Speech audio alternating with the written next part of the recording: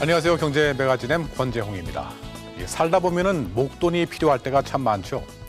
우선 집을 살 때 가장 큰 돈이 들어갈 테고 아이들 대학 등록금 낼 때나 시집 장가 보낼 때도 만만치 않게 돈이 필요합니다. 이럴 때 평소에 모아놓은 목돈이 있으면 얼마나 좋으련만 대부분 일이 닥쳐서야 걱정을 하게 되죠. 자, 그래서 오늘 어떻게 해야 손쉽게 목돈을 만들 수 있을까 자세히 알아볼 텐데요. 특히 이 종잣돈 재테크의 성패는 신혼 초기에 이미 결정이 난다는 점을 새겨두시고 지금부터 돈 버는 셈 출발하겠습니다.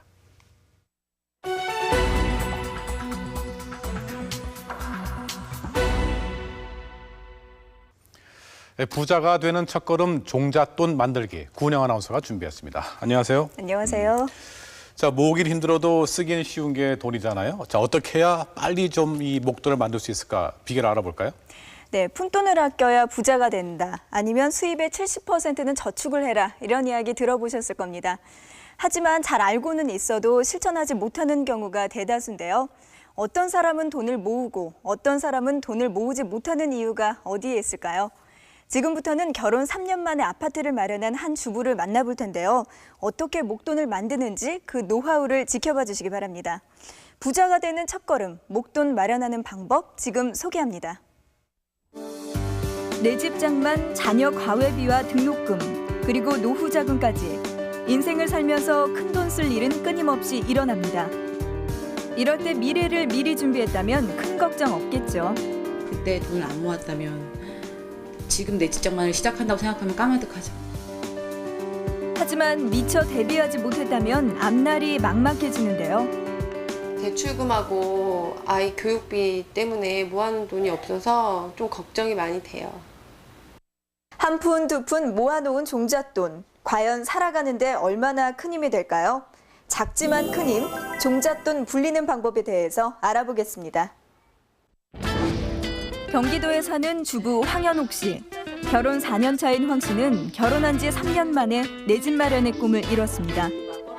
투자금 2억 원을 들여 산 아파트는 현재 3억 2천만 원까지 집값이 올라 덩달아 1억 2천만 원의 이득도 생겼다고 합니다. 과연 3년 만에 집 장만을 할 수 있었던 비결이 뭘까요? 결혼 전부터 짠순이로 통했던 황 씨는 직장 생활을 하며 알뜰살뜰 모은 돈으로 4천만 원짜리 다세대 주택을 샀고 이곳에서 신혼생활을 시작했습니다. 결혼 당시 장만한 것은 38만 원 주고 산 결혼 반지가 전부. 예물, 예단, 혼수를 모두 생략했다는데요. 결혼 자금 6천만 원을 거의 쓰지 않고 통장에 넣어뒀습니다. 제가 자취하던 데서 시작을 한 거예요. 자취 생활 하는데 그냥 저희 신랑만 들어와서 시작을 한 거죠. 숟가락 하나, 밥그릇 하나 안 샀어요. 뭐 세탁기랑 냉장고도 10년 된 거 제품 그대로 사용하고 중고로 샀던 거, 그리고 냉장고도 주워온 거, 이런 식으로 그냥 있는 그대로 시작을 했고, 이제 돈은 모아 그걸 아껴서 이제 아파트 내 집 장만 하는데 많이 보탰죠. 결국 황 씨의 4천만 원짜리 다세대 주택과 두 사람이 현금으로 가지고 있던 결혼 자금 6천만 원이 내 집 마련의 밑거름이 된 셈입니다. 신혼 때도 황 씨 부부는 허리띠를 졸라맸다는데요. 맞벌이를 하면서 한 달에 350만 원씩 벌었고 매달 250만 원 이상은 저축을 했습니다. 맞벌이 할 때는 거의 집에서 뭐 밥도 안 먹었었고 둘 다 서로 바빴기 때문에 생활비는 거의 안 들었어요. 그래서 뭐 고정적으로 나가는 지출들 있잖아요. 저희도 학자금 대출도 있었고 뭐 보험도 있었고 뭐 이런 것들 빼면 한 2, 30? 둘이 같이 사는데 그 정도 들었던 것 같아요. 나머지는 다 적금했었고. 남들처럼 호화롭게 신혼생활을 즐기지는 못했지만 결혼 전부터 계획했던 내 집 장만의 꿈을 이뤄 행복하다는 황 씨. 저희 나이가 뭐 많은 것도 아니고 부모님 도움을 받은 것도 아니고 저희 둘 힘으로 내 집 장만을 이렇게 빨리 할 수 있었던 거는 그 신혼 초에 이 짧지만 아무튼 그 기간에 고생이 있었기 때문이니까 그건 뭐 사실이니까요. 지금 생각해도 잘했죠. 네. 내 집 마련을 한 황 씨 부부는 이제 또 다른 목표를 가지고 목돈 마련을 위해 허리띠를 더 졸라매고 있습니다. 아파트는 관리비가 아까워 전세를 주고 황 씨 가족은 현재 다세대 주택에서 전세로 살고 있고요. 기본적으로 아파트 들어가면 10만 원에서 10만 원 정도는 그냥 기본 관리비로 나가는 거고. 그러니까 20만 원, 30만 원 뭐 부담하면서 살기에 저희는 그런 건 좀 아니다 싶어서. 전세금 받은 거하고 지금 저희가 전세 들어온 거하고 차액이 발생하잖아요. 그거 가지고 이제 또 저희 나름대로 재테크라든지 좀 여윳돈으로 뭔가를 해보고 싶은 욕심이 있었어요. 보이지 않게 사나가는 돈, 공과금 절약에는 달인이 됐다고 하는데요. 전기세를 줄이기 위해 냉장고에는 냉기 커튼을 달아놓을 정도입니다. 아이 기저귀도 재활용하면서 생활비를 줄여나가고 있습니다. 아이들 기저귀 보면 대부분 뒷부분은 안 젖거든요. 그러면은 이렇게 안 젖은 뒷부분을 잘라가지고 솜 세지 말라고 약간만 덧대서 이렇게 이제 새로운 기저귀 탈 때 이렇게 할 때 차갈 때 남자애들 이렇게 앞부분에 이렇게 딱 덧대 주시면은 그러면 한번 좀 시간 지나면 한번 이거 뽑으면 또 여기는 새 거잖아요. 2번 쓸 수 네, 있겠네요. 그렇죠. 쓰레기도 줄이고 기저귀도 2번 쓸 수 있고. 또 집에 있는 시간 짬짬이 경품 응모나 주부 체험단 활동을 통해 생활비를 보태고 있다는데요. 사용 후기를 꾸준히 올려주는 대가로 생필품, 아이들 장난감, 그리고 매달 쌀과 김치를 제공받고 김씨가 사용하는 냉장고와 식기세척기, 정수기도 모두 부지런히 경품과 체험단 응모를 통해 장만한 거라고 합니다. 아, 옷까지 남들은 막 그런 거 아무나 되는 거 아닌데 운이 좋다고 생각하시는데 노력하는 만큼 되는 거더라고요. 그것도 운이 아니고 노력하는 만큼. 알뜰한 살림 솜씨 덕분에 현재 황 씨의 한 달 생활비는 식비 10만 원, 공과금 6, 7만 원, 아이용품 10만 원, 기타 생활비 10만 원을 포함해 40만 원이 채 되지 않는다고 하는데요. 외벌이 가정으로 돌아선 황 씨 부부. 수입은 3분의 2로 줄었지만 아끼고 사는 덕에 보험을 제외하고도 매달 저축만 150만 원 이상을 하고 있습니다. 생활을 하는 데 있어서 저축이 우선이 돼야 된다고 생각해요.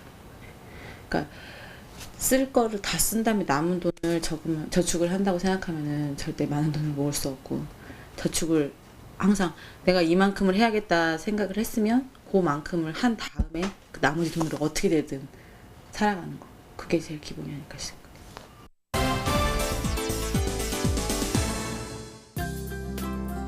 결혼 3년 차인 유상미 씨는 요즘 자꾸만 바닥이 보이는 통장 때문에 한숨이 절로 나온다고 합니다. 특히 아이가 커가면서 목돈 들어갈 일을 생각하면 앞날이 막막하기만 한데요. 너무 생각 없이 그냥 막 신혼생활도 즐기고 그냥 둘이서 막 쓰고 싶은 것도 쓰고 사고 싶은 것도 사고 막 그랬던 것 같아요. 계획도 없었고 그런 생각 진짜 많이 하죠. 그때 모았으면은 진짜 많이 모았을 텐데 왜 여지껏 안 모았을까? 뭐 이런 생각도 되게 많이 해봤어요. 현재 유 씨 가정의 수입은 월 300만 원 선. 맞벌이 할 때 한 달 수입이 450만 원이었던 것에 비하면 줄었지만 지금도 적지 않은 수입입니다. 그런데도 매달 생활비가 빠듯한 이유는 뭘까요? 맞벌이를 하다 보니까 좀 외식을 되게 많이 했었어요. 그리고 저도 일을 해서 옷이나 화장품이나 좀 이렇게 좀 직장을 다닐 때 저렇게 꾸미는 부분에 좀 제 것도 많이 쓴 편이어서 그런 부분이 아직 제가 좀 익숙하지가 않아서 지금 좀 소비를 하고 있는 것 같아요. 유 씨 가정의 한 달 생활비를 살펴보면 먹고 입는 소비성 생활비만 100만 원 이상, 28개월 된 아이 교육비도 10만 원씩 들어갑니다. 가장 큰 부담은 대출금 1억 원. 현재 매달 이자만 50만 원씩 내고 있지만 3년 뒤부터 원금과 이자를 함께 갚아야 합니다. 그렇게 되면 부담이 더욱 커지겠죠. 지금 저금을 많이 현재 못하고 있으니까 더 불안한 것 같고요. 그래서 이제 아기가 지금은 아직 어린데 뭐 지금 초등학생이 되면 사교육비도 더 많이 들 것이며 지금은 젊어서 일하니까 못 느낄 수도 있지만 나중에 노후에 대비할 수 있는 연금 그런 게 제일 많이 걱정이 되고 있어요.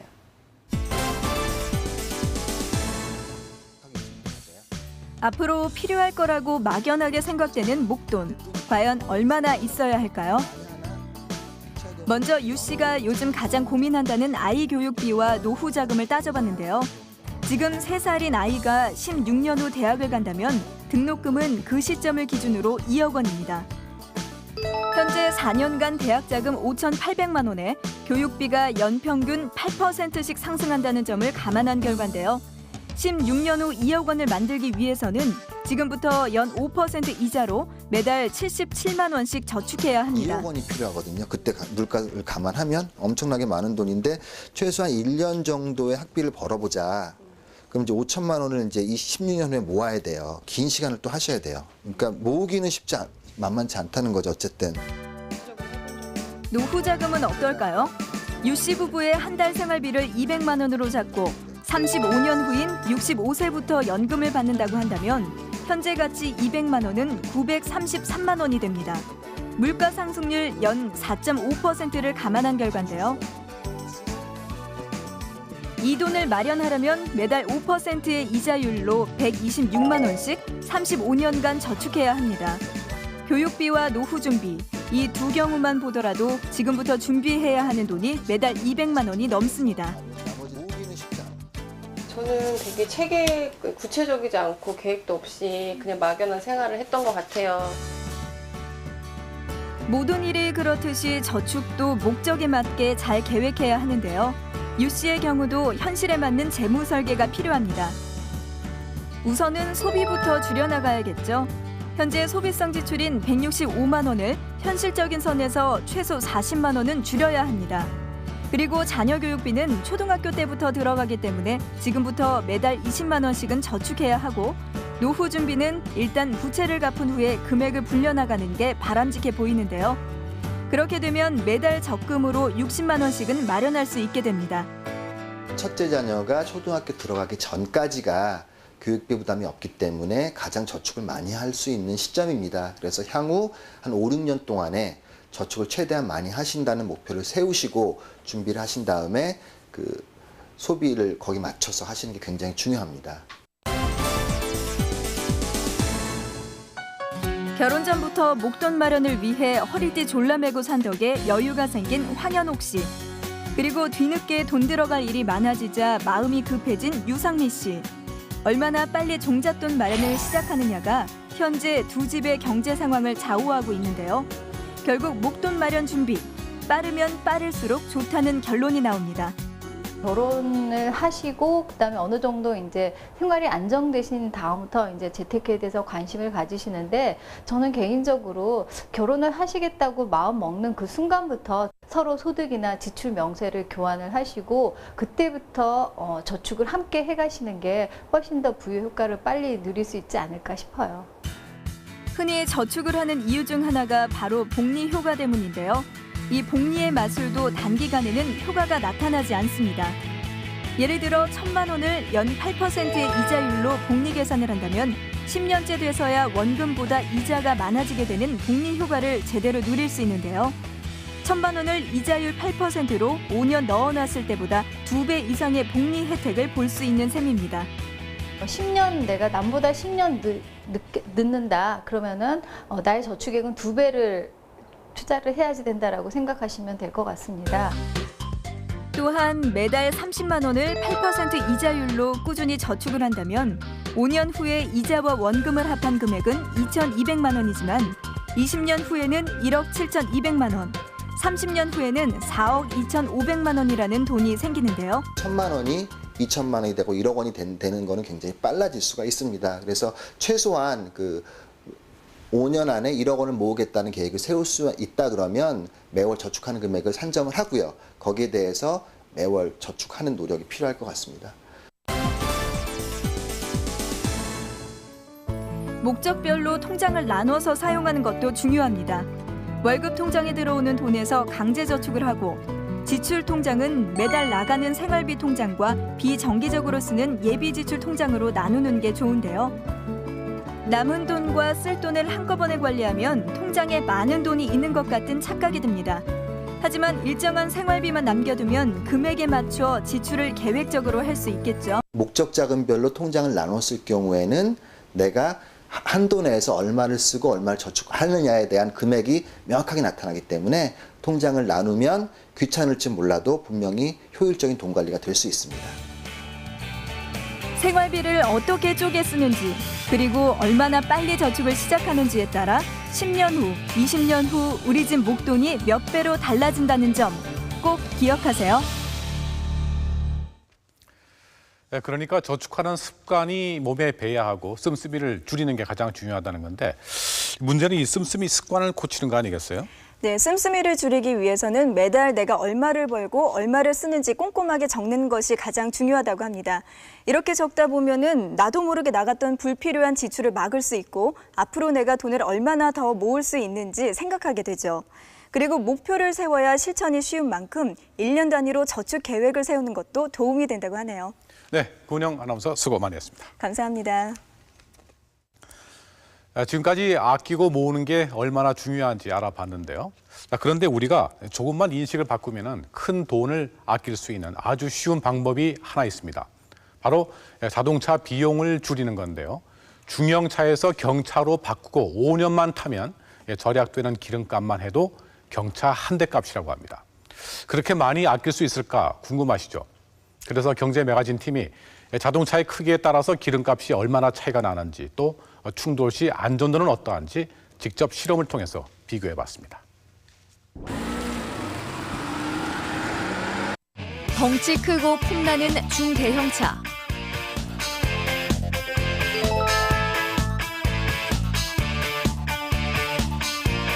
편하고 넓고 폼도 나고 아주 좋습니다. 그러나 단점도 많다. 차가 커서 뭐 안전성도 있고 편하긴 편하지만 기름값이 오를 때마다 한숨이 좀 팍팍 나오죠. 작고 아담한 경소형차.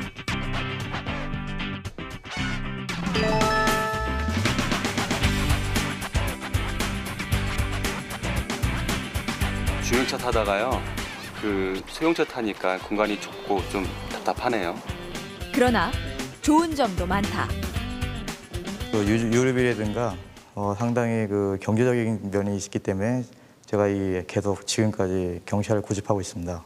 연비, 안전성 두 가지 다 잡으려면 큰 차가 좋을까, 작은 차가 좋을까? 2년째 100일량 2000cc 중형차를 모는 윤창용 씨. 하루 평균 주행 거리는 약 30km 정도로 주로 출퇴근에 차를 이용한다. 요즘같이 기름값이 오를 때면 부담이 크다는데 40만 원 위아래로 나와요. 아무래도 기름값이 10원, 20원 오른다고 해도 좀 민감하게 오는 편이죠. 한 달 평균 기름값은 40만 원, 1년이면 500만 원에 가까운 금액이다. 배기량 800cc 경차를 8년째 몰고 있는 김재근 씨. 김 씨도 출근할 때 차를 자주 이용하는데 하루 평균 주행 거리는 60km. 하지만 한 달 기름값이 15만 원을 넘지 않는다. 지난달에는 기름값으로 13만 원 지출했네. 중형차 운전자 윤창용 씨. 기름값을 포함해 유지비가 늘었지만 차에 대한 애착은 더 커졌다. 저 같은 경우에는 준중형도 타보고 소형차도 타보고 했는데 그냥 중형차의 매력이 좀 끌리더라고요. 그냥 운전하기도 편하고 그냥 그런 면에서 좀 선택한 것 같아요. 하지만 기름값이 많이 들어 가능한 한 푼이라도 싼 주유소를 찾는 게 현실. 여기가 리터당 1,648원인데요. 제가 다니는 길에서는 이 주유소가 제일 싸기 때문에 저 같은 경우는 제일 싼 주유소를 찾아다니는 편이에요. 실제 자동차 크기에 따라 기름값 차이는 얼마나 날까? 윤 씨가 타는 2000cc 중형차와 함께 1600cc 소형차, 1000cc 경차를 같은 구간 주행 후 연비를 비교해봤다. 이때 자동차마다 연비 측정계를 부착했고 운전자들에게는 주행 조건을 맞추기로 했다. 여기 자유로가 최고 속도 90km예요. 그러니까 90km 이내에서 최대한 경제운전, 급가속, 급제동, 급출발하지 않고 경제운전을 하는 조건으로 운전을 하도록 하겠습니다. 상암 월드컵 경기장에서 출발해 자유로를 타고 통일동산 부근에서 돌아오는 코스다. 제 차보다는 중형차보다는 더 가볍고 하니까 한 4에서 5km 정도 차이가 날 것 같아요.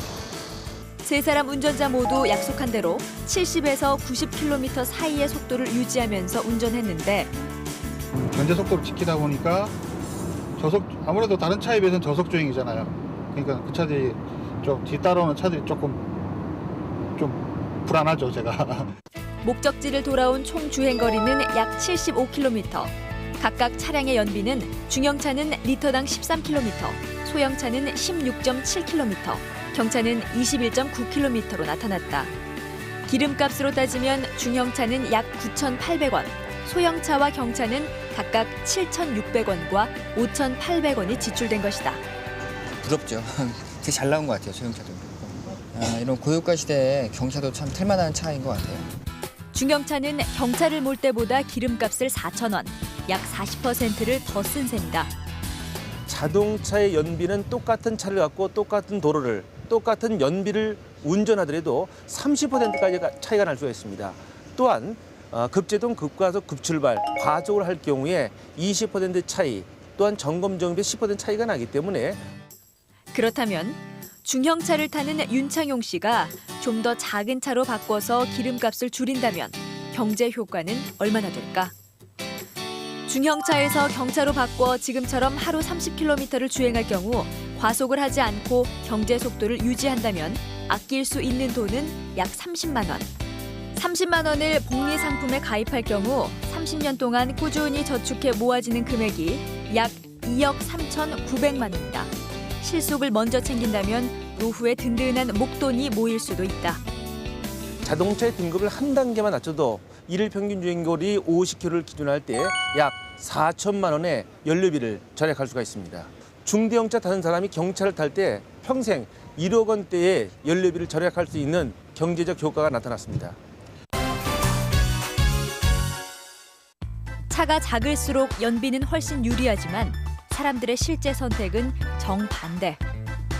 우리나라 승용차 분포 구조를 보면 경차는 약 7%, 소형차는 23%인데 반해 중대형차는 70%를 차지한다. 자동차의 크기가 사회적 지위를 나타낸다든지 또는 어떤 위치에 대한 이런 부분들을, 즉 재산의 가치에 대한 부분들을 강조를 많이 하게 있는데, 상대적으로 서양 같은 경우에는 자동차가 하게 되면 편한 이동 수단, 실용적인 부분을 많이 강조를 하고 있는데, 중대형차가 크고 편하다는 생각 뒤에는 더 안전하다는 인식도 깔려 있는데, 아무래도 좀 사고가 났을 때는 좀 위로 갈수록 아무래도 좀 안전도가 또 있다고 좀 생각을 하거든요. 차가 작을수록 안전이 더 위협받는 것일까? 일본이나 이탈리아 같은 경우에 경차의 비율이 약 40%, 우리나라는 7, 8%예요. 결국 10,000명당 사고자 수나 사망자 수를 볼 때 경차가 많은 나라가 더 교통사고가 적습니다. 큰 차, 비싼 차가 안전하다는 것은 허수일 수가 있습니다. 물론 도로에서 큰 차와 작은 차가 정면으로 충돌하게 되면 큰 차가 더 안전한 건 사실이다. 차가 작으면 무게가 가볍기 때문에 충돌 강도 자체를 훨씬 더 크게 받을 수 있기 때문이다. 하지만 정면 충돌은 100건 중에서 한 건도 일어나지 않는다는 겁니다. 왜냐하면 정면 충돌을 하게 되면 양쪽 운전자가 자살하는 사람도 핸들을 꺾거든요. 이 습관이라는 겁니다. 이 습관적으로 꺾기 때문에 실제로 부닥치는 거는 앞에 전체의 30%에서 40%에 해당되는 부분만 충돌이 일어나기 때문에 그런 콘크리트 벽에 차가 충돌했을 때 차마다 안전도 차이는 얼마나 클까? 한 연구소에서 매년 실시하는 자동차 안전도 평가에 따르면 차가 크든 작든 별 차이는 없다는 결과가 나왔다. 저희들이 이제 실험하는 게 이제 그 충돌 같은 경우에 실제 사고 상황을 재현하는 그런 실험 방법이거든요. 그런 방법인데 현재 하고 있는 방법들이 차량 단독으로 이제 평가하는 거기 때문에 이제 그런 측면에서 보면은 큰 차, 작은 차 말씀드린 대로 크게 이제 안전도가 조금 떨어지는 면이 있긴 하지만 별로 차이가 없이 나타나고 있습니다. 경소형차는 차가 작아서 안전에 더 민감한 반면 최근에 몇 년 사이에 나오는 경차나 소형차 같은 거 보면은 이 안전구조 플레임이라든지 고장력 강판이라든지 이런 강도들이 많이 올라갔기 때문에 경차도 1, 20년 전에 나왔던 경차하고는 개념이 틀릴 정도로 안전도가 굉장히 높아졌기 때문에 이런 부분들은 예전에 비해서는 두세 배 분명히 안전도가 높아졌다고 말씀드릴 수가 있습니다. 중대형차는 차가 커서 안전 불감증에 더 노출돼 있을 수도 있다. 그다음에 대형차 같은 경우는 성능이 좋으니까 과속을 한다든지 뭐 아무래도 승차감이 좋으니까 속도감을 못 느낄 수도 있고 그런 측면이 있다 보니까 40대 중반의 경차를 모는 김재근 씨. 주변 친구들이 대부분 중형차급 이상을 몰기 때문에 큰 차에 대한 욕심이 생길 법도 한데 8년째 경차를 고집하고 있다. 연비가 좋기 때문에 유류비가 상당히 저렴하게 들고요. 그다음에 차량 구입 시부터 벌써 그 세제 혜택을 받고 있고요. 그리고 공용주차장이나 고속도로에서 50%의 할인 혜택을 받기 때문에 저희로서는 일반 셀러리맨한테는 굉장히 윤택한 혜택을 주고 있습니다.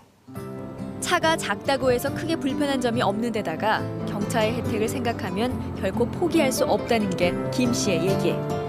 제가 8년 동안 경차를 타면서 특별하게 안전에 대해서 뭐 불안해하거나 그런 적은 없었습니다. 김 씨가 8년 동안 경차를 몰면서 사고가 난 적도 있지만 3번의 사고는 모두 다른 운전자가 먼저 부딪혔다. 신호대기 정차 시 후방에서 그 승합차가 추돌한 적이 있었는데요. 뒤에 범퍼라든가 트렁크까지 한번 제가 차가 망가진 적이 있었습니다. 그렇지만 제 몸에 어떤 무리가 오거나 충격이 크게 가해지지는 않았습니다. 경차를 타기 시작하면서 방어 운전에 관심을 갖기 시작했다는 김 씨. 늘 조금 일찍 출발해 과속을 하지 않는 게 첫째. 일반 도로든 고속도로든 최고 속도를 넘기는 법이 없다. 다른 차량이 차선 변경을 할 때나 교차로에서도 먼저 양보하는 것도 안전을 유지해온 방법. 집중을 해서 꼭 지켜야, 안전을 위해서는 꼭 지켜야겠다.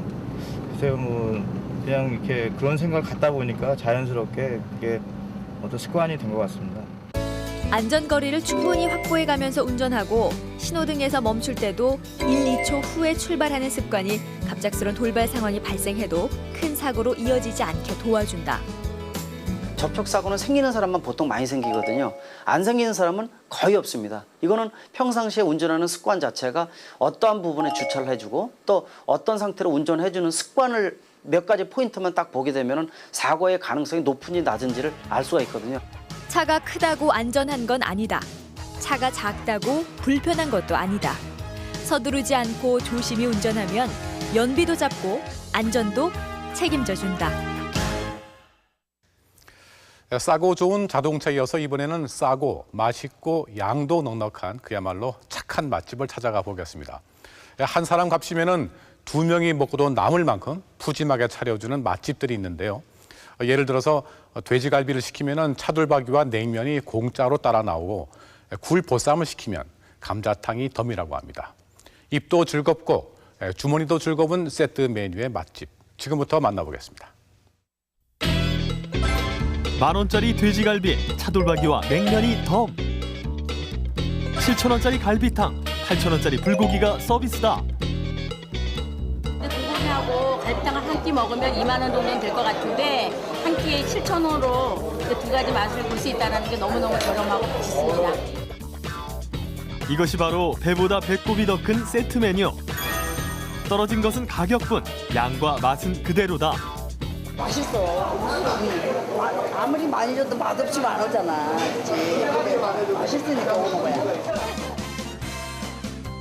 얇아진 지갑 걱정 없이 입맛대로 마음껏 먹을 수 있는 가족 외식 떠나보자. 서울 동대문의 한 갈비집. 테이블마다 고기 굽느라 바쁘다. 지글지글 맛있게 익어가는 돼지갈비에 칼집 사이로 흐르는 육즙이 젓가락을 유혹한다. 맛 좋아요. 고기만 섞으세요. 고기만 연하고 칼집 넣어가지고 연하게 해갖고 우리들 먹고 딱이요, 딱. 자고로 갈비는 뜯어야 제맛. 마지막 갈비 한 대 남겨놓고 서로 눈치 보고 있을 때쯤 주인장이 내오는 고기. 차돌박이에요. 맛있게 드시고요. 부족하시면 더 드리니까 마음껏 시키세요. 10,000원짜리 돼지갈비를 시키면 갈비 300g에 차돌박이 100g이 세트로 따라오는데 부족하면 더 준다. 차돌박이는 1인분 18,000원에 파는 정식 메뉴다. 이게 다가 아니다.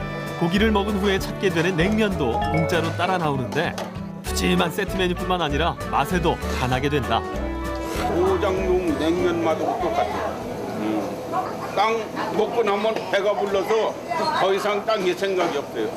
응? 이렇게 먹은 음식값은 돼지갈비, 차돌박이, 간, 천엽, 냉면 총 27,600원어치. 손님이 내는 돈의 3배에 달하는 가격인데 어떻게 이런 세트가 가능할까? 첫 번째 이유는 35년간 지켜온 자리. 도매시장인 경동시장, 양녕시장, 우시장이 가까워서 재료를 싸게 구입할 수 있다. 좋은 재료를 구하기 위해 아무리 바빠도 장은 주인장이 직접 본다. 오늘 물건 좋네요. 마음에 드시죠, 사장님? 예, 마블링도 좋고 이 정도면 충분하겠어요. 재료는 하루치 양만 산다. 그래야 신선하고 재고 부담도 없다. 우리는 손님이 계속해서 와주고 재고가 전혀 남지 않다 보니까 그 재고만큼의 가격은 마이너스가 되고 그러다 보니까 원가는 절감이 되고 저희는 낮은 가격으로 손님한테 드릴 수가 있는 거고 손님은 신선한 재료를 드실 수가 있는 거고요. 그러니까 서로 윈윈하는 그런 과정이죠. 앞뒤로 깊숙이 칼집을 넣은 갈비는 과일과 채소로 만든 육수에 한약재를 넣고 달인 진액과 양념을 넣고 이틀간 재운다. 따로 양념이 필요 없는 차돌박이는 주문이 들어오면 그 자리에서 썰어낸다. 세트 음식 중에서 신경을 많이 쓰는 것은 간과 천엽. 날 것으로 먹기 때문인데 그날 팔고 남으면 버린다. 여기에 직접 반죽해 뽑은 면과 육수까지 어느 하나 소홀함이 없는 세트 메뉴. 끝없이 퍼준 덕분에 매출은 5배 이상 늘었다. 손님이 많이 오면 올수록 이윤은 남는 거가 되는 거니까 이윤을 먼저 계산을 하기보다는 손님을 어떻게 하면 더 많이 끌어모을 수 있을까 그걸 생각을 하고 그럴 수 있는 가장 효과적인 방법이 많이 손님한테 좋은 품질로 드렸을 때 손님은 거짓말처럼 몰려오게 되죠. 예. 손님들로 발 디딜 틈 없는 서울 종로의 한 식당. 어렵사리 자리를 잡고 앉으면 푸짐하게 한 상 차려진다. 먼저 눈길을 끄는 것은 김이 모락모락 나는 고기와 김치, 굴이 담긴 보쌈 접시. 특히 이곳은 양념에 버무리지 않은 생굴을 김치와 함께 듬뿍 담아내는 굴보쌈으로 유명하다. 보쌈 맛있어요. 옛날에 한번 왔다가 먹고 싶어서 다시 한번 온 거라서 맛있어요. 상 한 자리를 떡하니 차지하고 있는 또 다른 음식, 바로 얼큰한 감자탕. 25,000원짜리 굴보쌈을 시키면 세트로 따라 나오는데 이곳에서 엄연히 25,000원에 팔리는 음식이다. 보통은 따로따로 시켜야 된다든지 또는 뭐 이거 먹다 보면은 이게 또 먹고 싶고 근데 한꺼번에 먹을 수 있으니까 굉장히 좋죠. 서비스 받으니까 기분도 좋고. 돈 주고 시키는 감자탕과 세트 감자탕의 차이점은 바로 감자가 없다는 것. 보쌈을 먹고 배가 찬 손님들이 감자를 뺐는데 맛 차이가 거의 없다 보니 감자탕을 시키는 손님이 거의 없을 정도다. 하지만 매출은 늘었다. 맛 좋고 푸짐한 세트가 입소문을 탔기 때문. 국물도 되게 부드럽고요. 국물도 진짜 맛있어요. 보쌈만 먹으면 배 고팠을 건데 이거 감자탕도 같이 나와서 모르게 많이 먹고 가더라고요. 보쌈고기는 제주산 돼지 목살만 쓴다. 매일 통영에서 올라오는 굴과 35년 손맛이 빚어낸 김치. 좋은 재료를 쓰되 산지 직거래로 원가를 낮췄다. 이게 좋은 거예요. 국산고기 제일 좋은 거. 우리 농장에서 발효했잖아요. 여기에 돼지 목살을 삶은 맑은 고기 국물을 사골 육수와 섞어 감자탕 육수로 쓰면서 감자탕의 원가도 줄였다. 하루에 매일같이 뼈 사다가 과가지고 하루에 다 파니까 재고를 파는 게 아니라 하루에 딱 파는 양만큼 해가지고 파니까 그게 맛있는 것 같아요. 때만 맞춰가면 절반도 안 되는 값에 배불리 먹을 수 있는 곳도 있다. 인천의 한 식당. 노란 양은 냄비에 담긴 매운 갈비찜으로 유명한 곳이지만 정작 인기 메뉴는 따로 있다. 주문 어떻게 해요? 뭐 먹을까? 갈비탕. 갈비 6개. 보글보글 뚝배기에 담긴 갈비탕. 생후 8, 9개월 된 호주산 송아지 갈비에 녹용과 인삼, 가시오가피 같은 한약재를 넣고 끓인 일명 한약 갈비탕이다. 이 갈비가요 상당히 부드럽네요. 이게 근래 먹어본 갈비탕 중에서 이렇게 부드러운 저 갈비를 처음 봐요. 진짜 맛있습니다. 국물은 진짜 시원하고. 여기에 따라 나오는 불고기. 7,000원짜리 갈비탕을 시키면 8,000원짜리 불고기가 세트로 따라온다. 주문한 음식보다 1,000원이 더 비싸지만 점심시간에는 공짜다. 절반도 안 되는 가격에 손님들 반응은 당연히 뜨겁다. 8,000원짜리 불고기와 세트 불고기의 차이는 50g 적은 양. 양념은 한약재와 과일로 맛을 낸다. 손님들은 다 맛있다고 그래요. 맛있고 만족해. 뭐라고 이렇게 해도 남느냐고 할 정도로 많은 분들이 이렇게 해도 남느냐고 하고 인사가 그렇습니다. 손님은 주머니 부담 없이 푸짐하게 먹고 식당은 많이 팔아 이윤을 남기는 상생의 세트 메뉴. 손님도 식당도 불황을 이겨내는 승자로 만들어준다.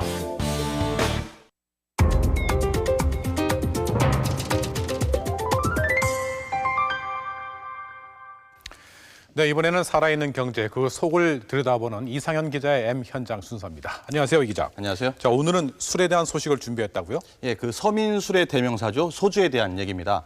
그 올해 초 유통업계의 강자 롯데가 소주 산업에 뛰어들면서 이 소주 시장의 경쟁이 한층 치열해지고 있는데요. 최근엔 계속 낮아져온 그 알코올 도수 경쟁에도 다시 불이 붙었습니다. 일단 한번 보실까요? 소주의 경계선이 또 한 번 허물어졌습니다. 기존 제품들보다 알코올 도수를 2, 3도나 낮춘 16도대의 소주가 수도권에선 처음으로 출시됐습니다. 지난 3월 두산주류를 인수한 롯데소주의 첫 번째 신제품으로 소주의 심리적 한계선이던 17도를 무너뜨리며 청주나 사케의 알코올 도수와 거의 비슷해졌습니다. 아무래도 이제 소주도 웰빙 시대에 발맞춰서요. 그러니까 다양한 어떤 소비자 니드층을 좀 찾고자 이제는 과거에 하던 독한 소주가 아니라 부드럽고 순한 소주를 찾는 층들이 많이 늘어났기 때문에 거기에 발맞춰서 저희가 심적 8도인 처음처럼 쿨을 출시하게 됐습니다. 80여 년 전 알코올 도수 35도의 증류주로 출발했던 소주는 1965년 30도의 희석식 소주로 바뀌며 저렴한 서민의 술로 변신했습니다. 한잔이면 걱정도 없어 한잔하면 기분이 좋아요 1973년부터는 25도짜리 소주가 오랫동안 사랑을 받으면서 막걸리를 밀어내며 국민주로 자리 잡았고 이는 웰빙 바람이 불기 시작한 90년대 말까지 지속됩니다. 1998년 23도짜리를 등장시키며 본격적인 저도화 추세를 알린 소주는 이후 22도, 21도, 20도, 19도대로 거의 매년 알코올 도수를 낮춘 신제품을 쏟아냈고 올 들어서는 18도대에 이은 16도대 소주까지 출시되며 변신의 속도가 더욱 빨라졌습니다. 순한 소주를 찾으시는 이유는? 목 넘김 할 때 좀 부드러운 걸 좀 찾게 되니까요. 예, 그것 때문에 좀 순한 걸 찾고 있죠. 그럼 이게 계속 순하면 그 소주 맛은 안 달라지나요? 드시다 보면? 예, 좀 이게 또 먹다 보면 또 적응이 돼가지고 괜찮더라고요. 예, 먹다 보면 계속 이제 좀 순해도 또 끝맛은 또 소주 맛이 나니까요. 예. 네, 그러니까 이 소주 알코올 도수가 지난 10년 동안 10도 가까이 떨어진 건데, 자, 이 기자, 이 소주 알코올 도수가 16도래도 이게 소주라고 할 수 있을까요? 일부에서 논란이 있긴 합니다. 네. 네. 이렇게 소주 알코올 도수가 떨어지게 되면은 한 병 더 시키게 되니까 판매량은 늘었겠어요? 네, 그렇습니다. 그동안 우여곡절이 있긴 했지만요. 국내 소주 시장은 매년 성장을 거듭해왔고요. 이 많은 경쟁 주류가 등장함에 따라서 앞으로는 해외 수출과 이 새로운 시장 개척 쪽으로 눈을 돌리고 있습니다. 현장으로 한번 가보시죠. 소주업체 진로가 운영하는 경기도 이천의 주류 박물관입니다. 1924년 평안남도에서 출시된 국내 최초의 소주. 6.25 전쟁 당시 부산에서 출시된 소주에다 1955년 서울에서 처음 출시된 소주까지. 국내 주류의 역사, 특히 소주의 역사를 한눈에 살펴볼 수 있습니다. 네, 북한에서는 원숭이가 복을 상징하는 동물이었는데 남한으로 내려오면서 원숭이가 이미지가 안 좋아서 다산다복을 상징하는 두꺼비를 이용해서 현재까지도 두꺼비가 진로의 상표로 이용이 되고 있습니다. 이렇게 사실상 우리 소주의 역사를 써온 진로는 IMF 사태 때 부도의 아픔을 겪긴 했지만 참이슬 브랜드로 위기를 극복했고 이달 말 주식시장 재상장을 앞두고 세계화 전략에 집중하고 있습니다. 철저하게 고객이 원하는 제품이 무엇인가에 대해서 품질 경쟁을 하고자 합니다. 따라서 품질 혁신을 통해서 국내 시장은 물론이거니와 그 소주를 세계화하는 데 앞장서고자 합니다. 국내 소주 판매량은 매년 평균 2~3%씩 늘어나며 현재는 연간 35억 병, 3조 원어치에 이릅니다. 이 중 절반 정도의 시장을 진로가 점유하고 있고 후발주자인 롯데와 지방의 금복주, 무학, 대선 등이 그 뒤를 쫓고 있습니다. 방송 광고까지 가능한 16도대의 소주를 처음 선보이며 소주 시장에 들어오자마자 매서운 공세를 펼치기 시작한 롯데는 특유의 유통망과 영업력을 바탕으로 소주 소비의 사각지대였던 젊은 층과 여성층을 끌어들여 올해 안에 시장 점유율을 15%까지 끌어올린다는 계획입니다. 아주 그 도수가 낮은 술이 나왔거든요. 기존 도수보다 많이 낮아가지고 특히 20대시죠. 특히 20대 젊은 층과 여성분들을 이제 대상으로 만든 제품이라서 수십 년간 서민들과 희로애락을 함께하며 성장을 거듭해온 소주 산업. 이젠 더 순하고 더 부드러워지기 경쟁을 넘어 새로운 시장 개척에 승부를 걸고 있습니다. 이 기자, 그런데 그 각 지방마다 유명한 소주 회사들이 많지 않나요? 네, 그 1도 1사 정책이 위헌 판결로 폐지된 지 그 10년이 지났지만요. 이 각 지방 그 토착 소주의 세는 여전히 막강합니다. 이 때문에 진로, 롯데 두 소주는 지방으로, 이 금복주, 무학 같은 지방 소주 회사들은 이 수도권으로 세를 넓힐 계획이어서 이 앞으로 소주 시장 판도에 적지 않은 변화가 예상되기도 합니다. 네, 불붙고 있는 소주 전쟁, 이상영 기자 수고했습니다. 고맙습니다.